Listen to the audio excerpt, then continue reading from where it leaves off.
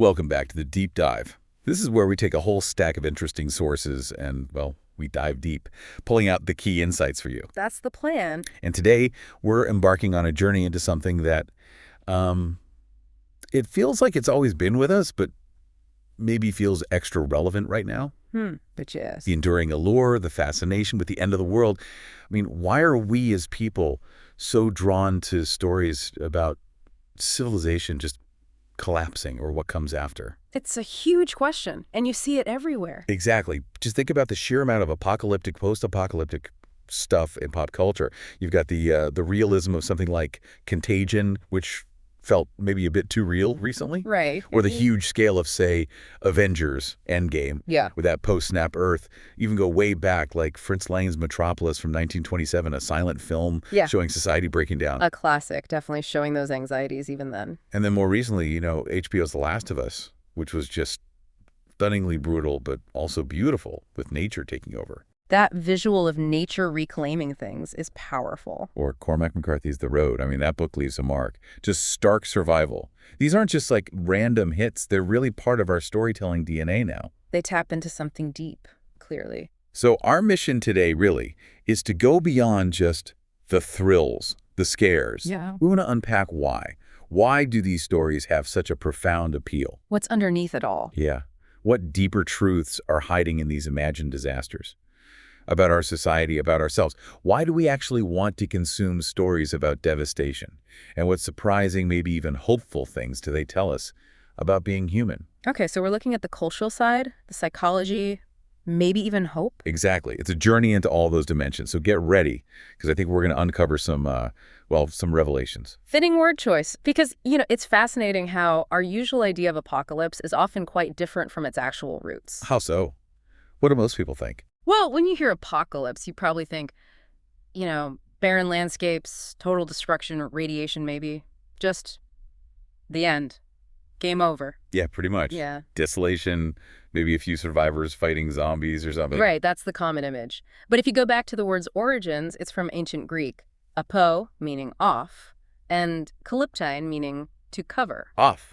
Cover, so like taking the cover off. Exactly. Literally, it translates to any revelation or disclosure, an uncovering. And that's a huge shift in perspective. Okay, revelation. That's different from just, boom, end of story. Massively different. Historically, especially in, say, Judeo-Christian traditions, the world ending wasn't just an ending. It always heralded the arrival of a new holy era. So destruction leads to something new, a beginning. Precisely. Yeah. It was often seen as this dramatic, maybe violent, but ultimately purifying event that led to a new beginning, not just a full stop.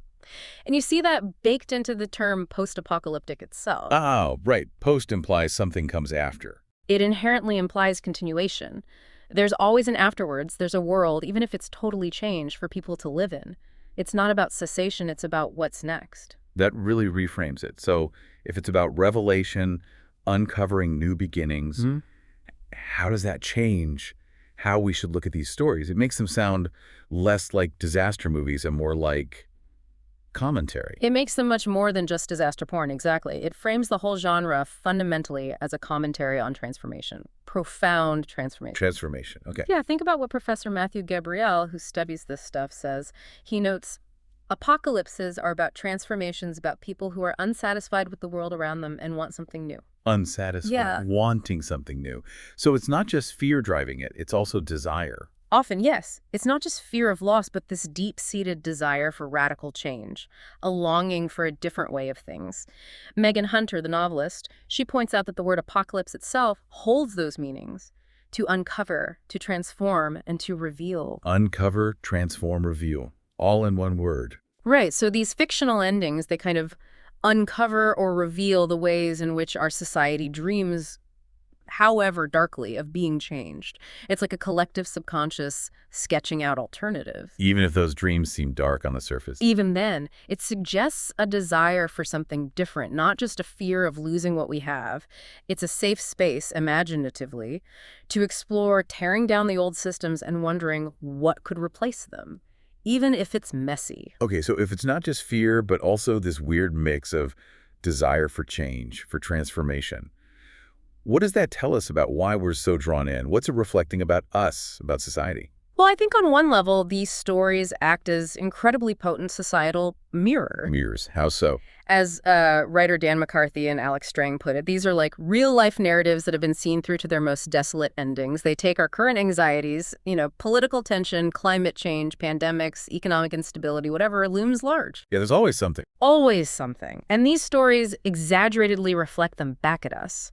It's a way for us collectively to process threats that feel maybe too big or abstract in our daily lives. By making them concrete and fictional. Exactly. Putting them in an extreme fictional context gives us a kind of weird distance, a different perspective to grapple with them. And this isn't new, right? You mentioned anxieties back in the 1920s.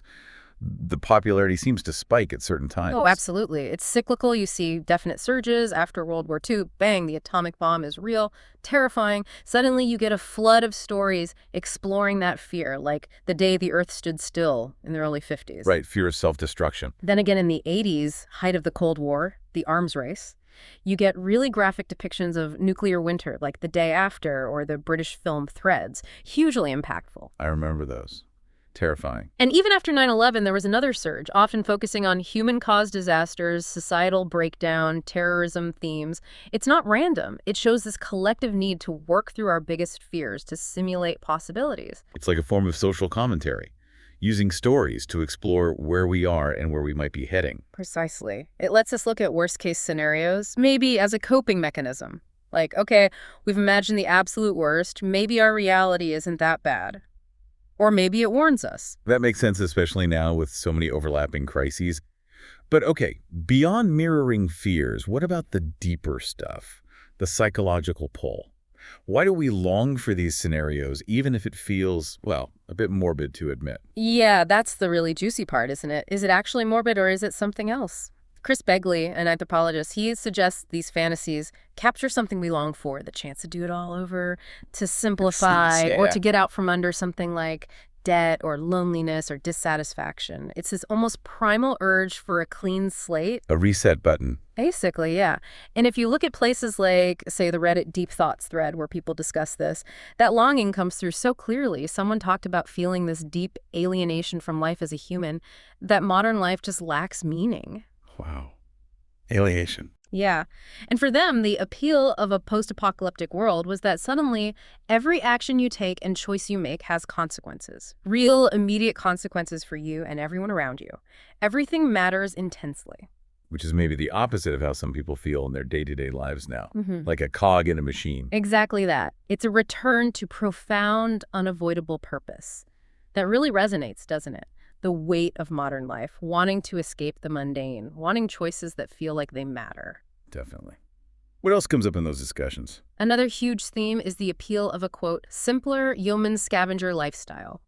Getting away from the overwhelming complexities of modern life. Right, stripping it all back. And that often ties into jobs. You know David Graeber's concept of bullshit jobs? Oh yeah, the jobs that even the people doing them feel are pointless. Exactly. So many people feel trapped in work that doesn't feel meaningful, just necessary. Contrast that with a post-apocalyptic world where your labor directly feeds you, shelters you, keeps you alive. That's incredibly powerful, almost therapeutic. No bureaucracy, no pointless meetings, just survival. Right. And people explicitly talk about escaping those burdens. Taxes, etiquette, politics, social standards, bureaucracy, endless rules and expectations. In the apocalypse, as one person put it, survival is simple. You can either fight and live or die. It's so simple, black and white. That clarity must feel like a relief in a strange way. A huge relief from all the gray areas and endless complexities of now. And it ties into control, too. Another user mentioned, there's nothing to fear if everything is already as bad as it can be.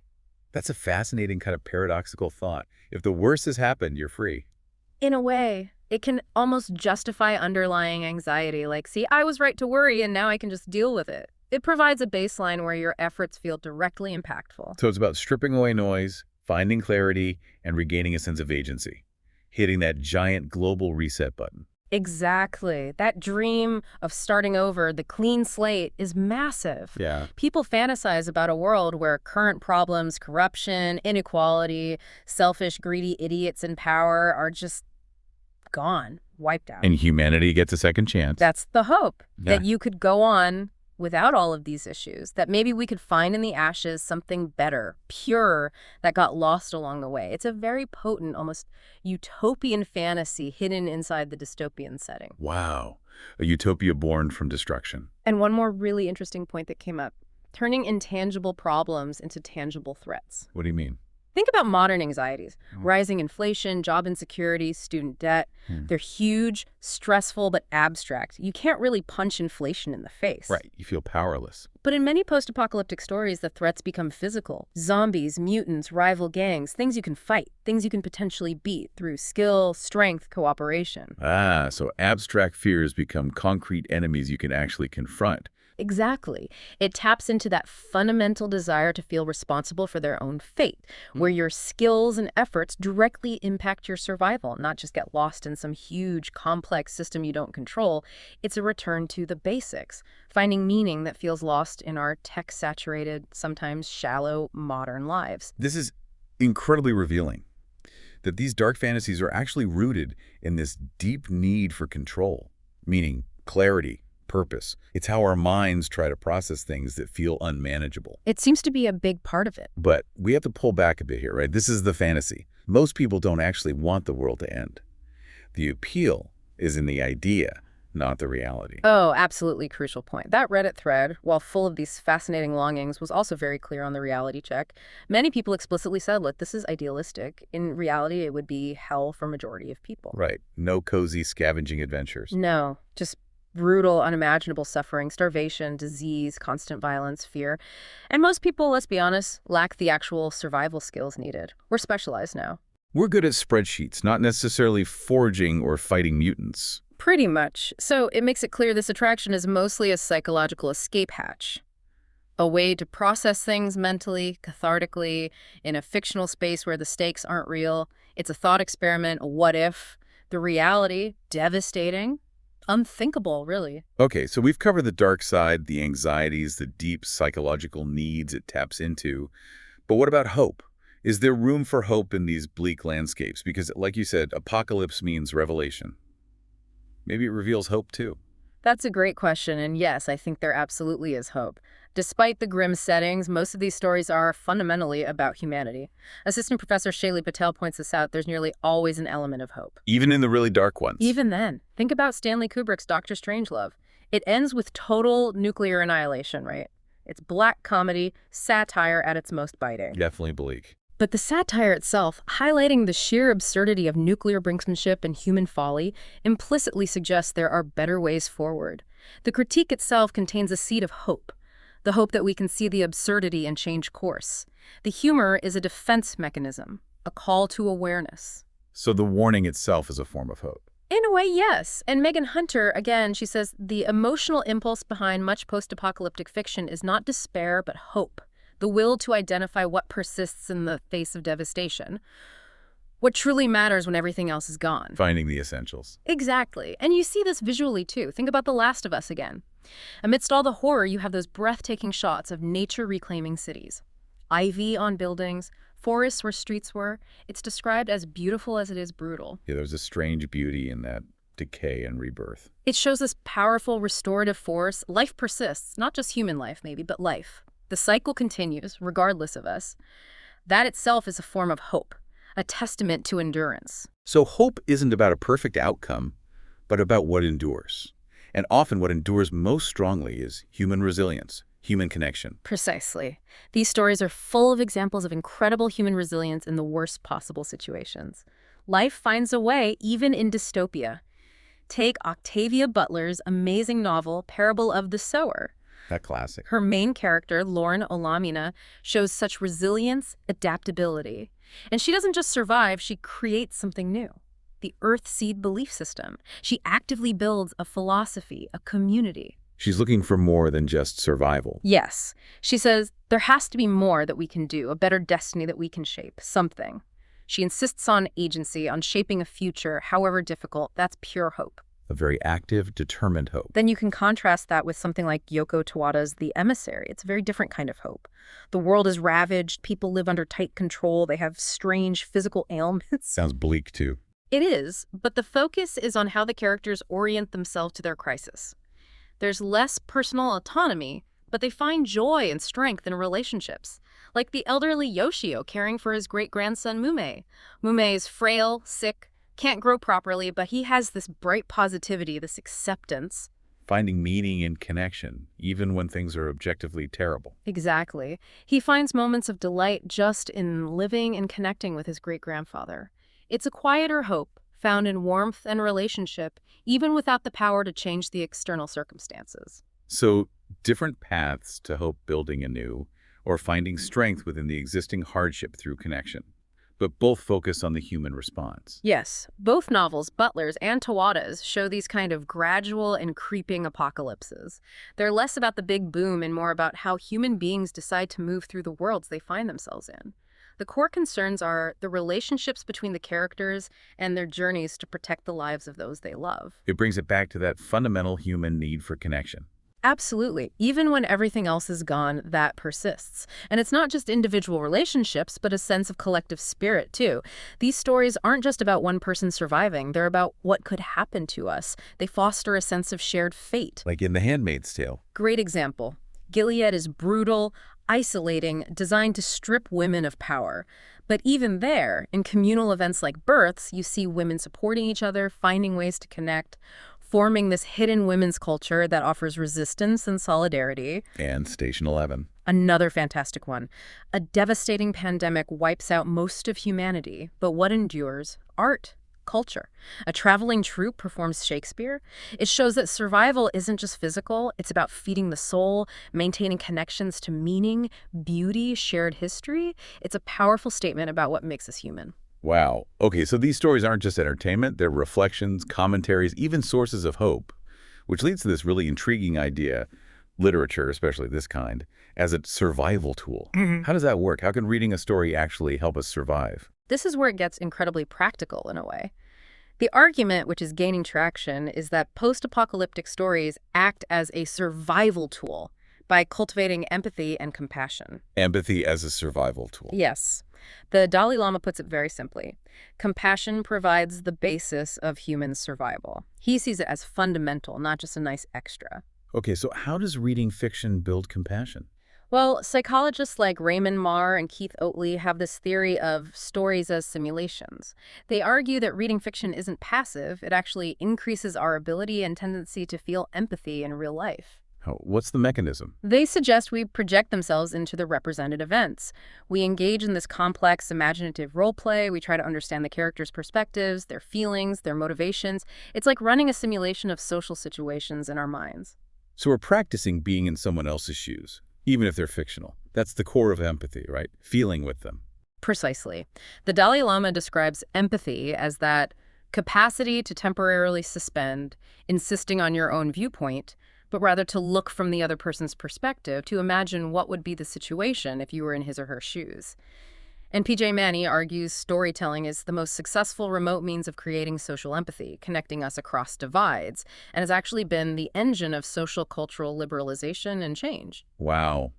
Storytelling is an engine for change through empathy. It's a powerful idea. It's like an evolutionary tool for expanding our understanding and cooperation. Can we see this in action in some of the books? How do they specifically work as these empathy simulations? Oh, definitely. Let's look at a few. Go way back to Mary Shelley's The Last Man from 1826. A plague wipes out almost everyone. Grim stuff. Yeah. But her character, Adrian, the Earl of Windsor, is shown as this matchless specimen because of his compassion.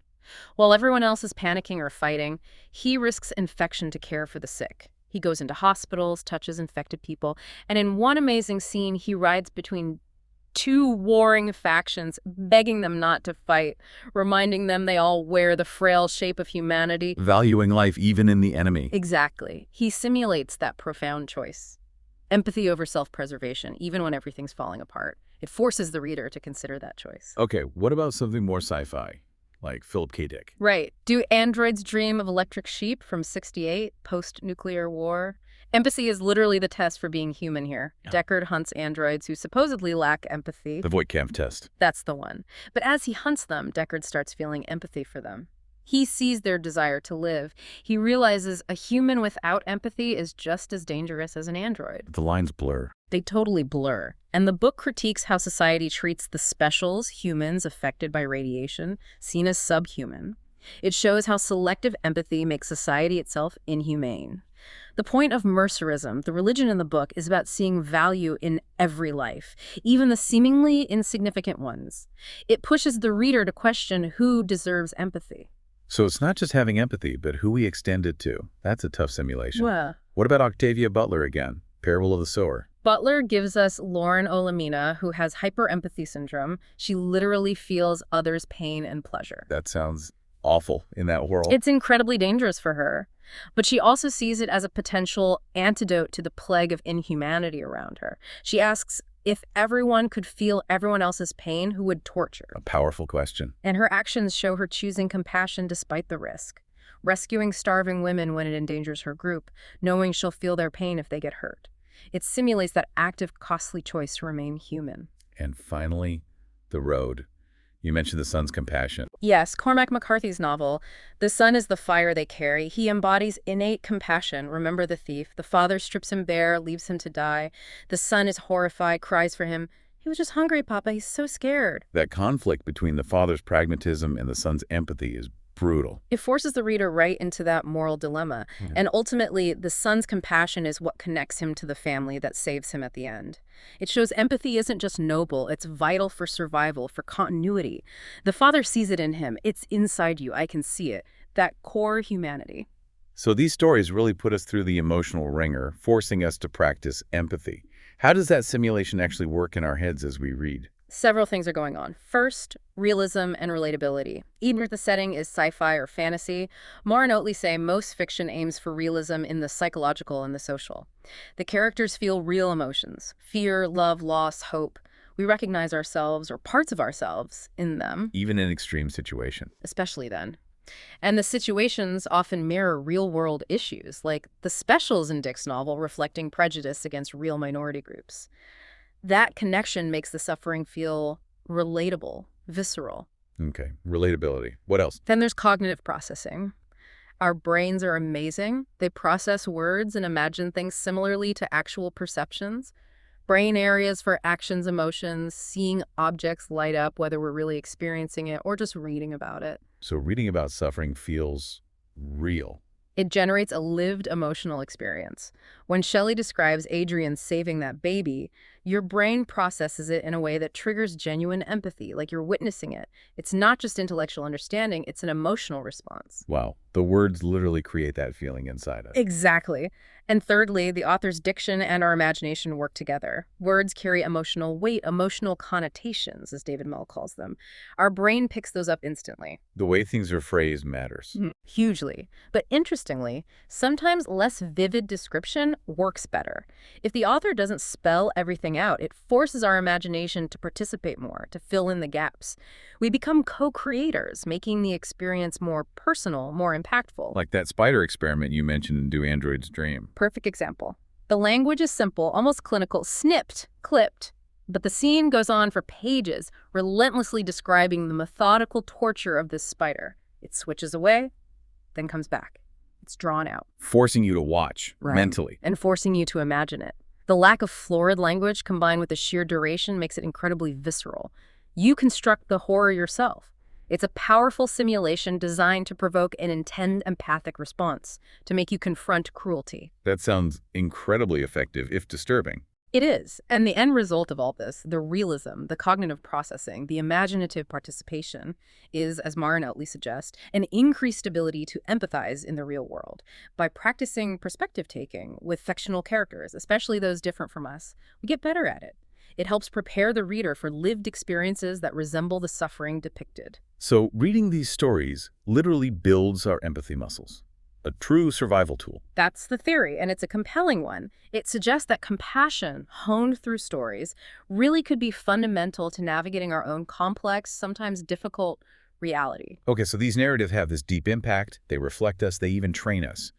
How has the face of the apocalypse changed over time in these stories? They're not all the same, are they? They must reflect different eras. Oh, absolutely not static. The genre is incredibly dynamic and morphs constantly to reflect the anxieties and technologies of its time.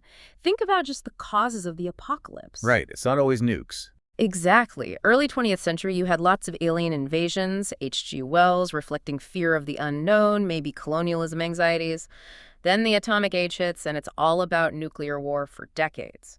On the beach, Mad Max, the wasteland is often radioactive. Then zombies took over for a while. Yeah, zombies became huge, often read as metaphors for consumerism, conformity, pandemics, reflecting different anxieties as the Cold War faded.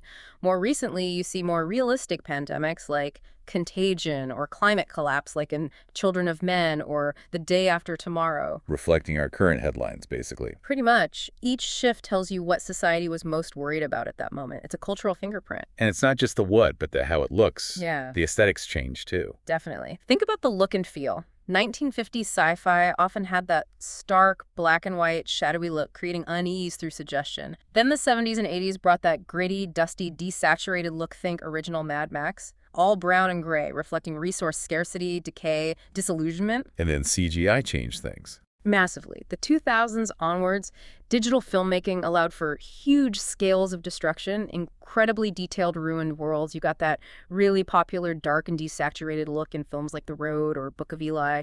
Very bleak, muted colors, heavy shadows. Reflecting maybe a post-9/11 mood. Possibly, yeah. A sense of lost innocence, maybe more nihilism. But then you get counterexamples like Mad Max, Fury Road more recently, which used incredibly vibrant, almost hyper-real colors, stark blues and oranges, showing life clinging on amidst the chaos. So even the visuals evolve and comment. It really drives home that idea of sci-fi as commentary. Every choice matters. Absolutely. Good science fiction, especially enduring sci-fi, is almost always socio-political commentary. The color palettes, the costumes, the set design, the acting, none of it is accidental. It all contributes to the critique or the reflection of societal norms, power structures, whatever the underlying theme is. It's a way to explore tricky subjects indirectly. How do audiences react to these shifts? Does everyone appreciate the commentary? Well, reception varies, naturally. You do hear some viewers, particularly comparing modern stuff to older films, feel that sometimes the message or perceived political propaganda can feel a bit heavy-handed. They might miss a blend of, say, gore, humor, and very good writing they found in older favorites. A tension between message and entertainment. Sometimes that perception exists, yeah. But regardless of specific critiques, the fact that stories like The Handmaid's Tale remain so relevant and resonant decades after being written shows how powerful these narratives are. They keep reflecting our ongoing concerns, control of bodies, creeping authoritarianism, environmental fears. They stay relevant because the issues stay relevant. Exactly. They adapt, they get reinterpreted, but they keep holding that mirror up to us, always evolving, but always revealing something about our fears and hopes. So let's try and pull this all together. We've gone pretty deep into why we love the end of the world, so to speak. What are the big takeaways here? Well, I think the main thing is that these stories are so much more than just thrills or morbid curiosity. They're really complex reflections of us. They mirror our deepest societal fears, yes, but also our hidden psychological desires for meaning, simplicity, control, a fresh start. And they act as cultural critiques. Sharp cultural critiques, definitely. But also, and maybe most surprisingly, they function as these powerful tools for building empathy and resilience. These simulations that help us practice being human under pressure. Preparing us, in a way. Preparing us, helping us understand ourselves and maybe each other better.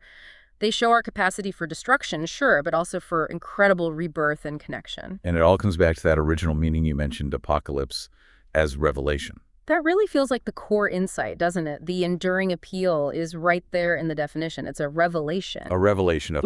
About our society's anxieties laid bare.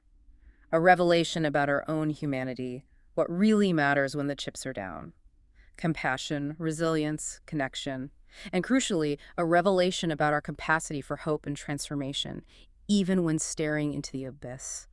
The idea that new beginnings are always possible, even from ashes. That's a hopeful note to end on, surprisingly. It really makes you think.